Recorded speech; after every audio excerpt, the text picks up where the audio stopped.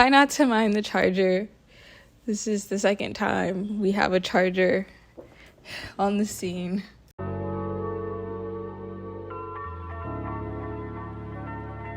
Hey, my name is Karen. There's a cursor right on my face.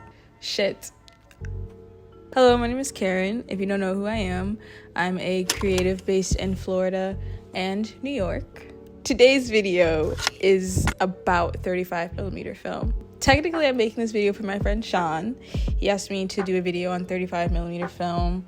I'm just gonna give a brief rundown on film and how to get into it and all the little things and the big things that go into shooting on film. Let's get into it.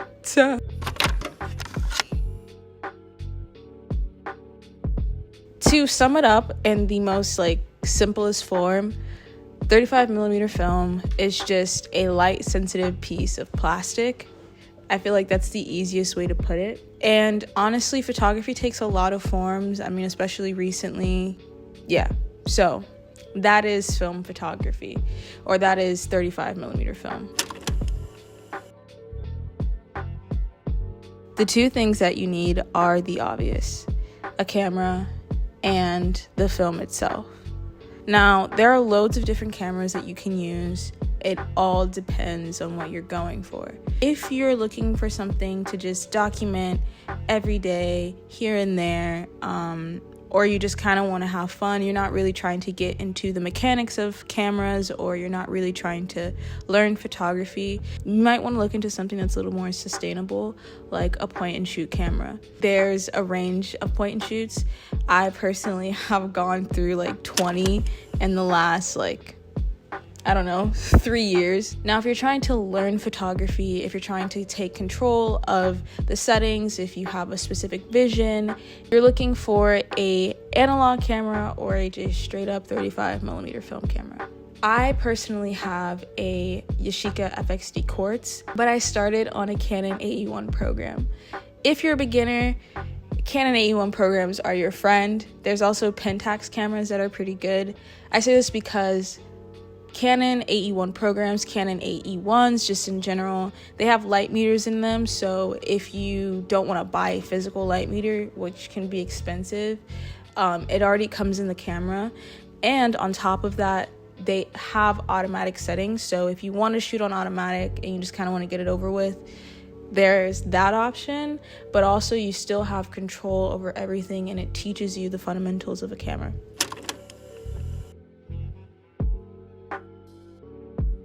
Film. This is where the actual tea comes in. So when it comes to shooting on the actual film and deciding what film you want to shoot on, you have three options. Now, first, you want to decide if you want to shoot on black and white or color. Black and white is simple. It's really easy, especially if you want to get into the developing process of film. If you want to shoot on color, you have two options that have options within itself: C41 and E6, or more known as slide film. When it comes to color film photography, C41 is the most, it allows for more mistakes, and it's also cheaper, so that's why it allows for more mistakes. There's other factors that go into E6 that we will not discuss right now. C41 is nice, it's easy, and it's more accessible too. You can go to Target, or you can go to Walmart. It's more accessible. With C41 film, you have different types of film stocks. Now, this all depends on the look that you're going for, and as you start shooting more, you start to get comfortable, or you start to gear yourself more towards a certain film stock. Me personally, a girl like me loves Ektar 100. I love Ektar. Ektar is super nice. It's warm. The tones in it are just amazing to me. There's a lot of different film stocks that you can go into. You have to do your own research to see what you're comfortable with. And also, it's just a lot of trial and error. So I'm going to put some examples up of different film stocks that I've shot. Maybe some of my friends have shot too, just to give you an idea of the range that you can get with film.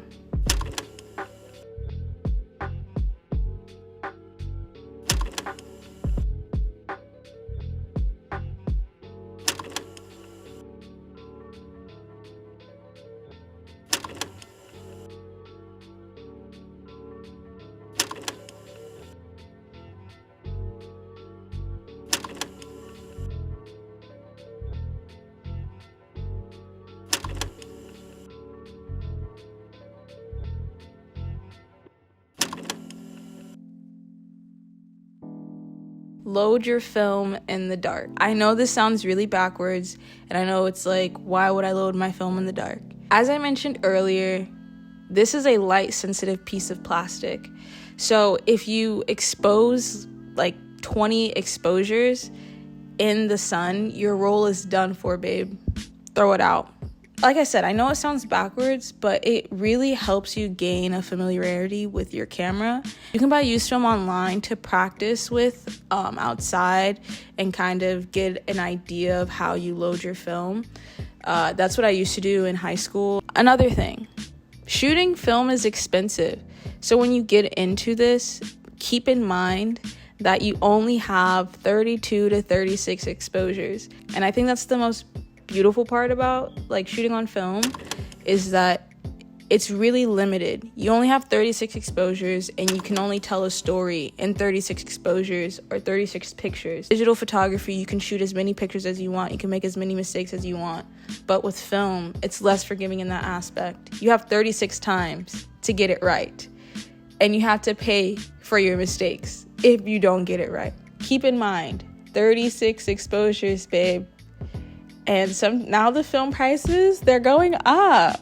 They're going up. Like, it's insane. The next thing that I think is pretty, what is the word that I'm looking for? Important to mention is ISO. Now, ISO is how sensitive your film is to light. Now, when I mentioned the film stocks like the Ektar, the Portra, the Fuji, usually there are numbers attached to the film stock. So for Ektar, it's Ektar 100. For Portra, it's Portra 400, and so on and so on. The numbers are the ISO. Sometimes, depending on how old the film is, we'll say ASA. It's the same thing. It's just how sensitive your film is to light. Once you set your ISO, please do not change it.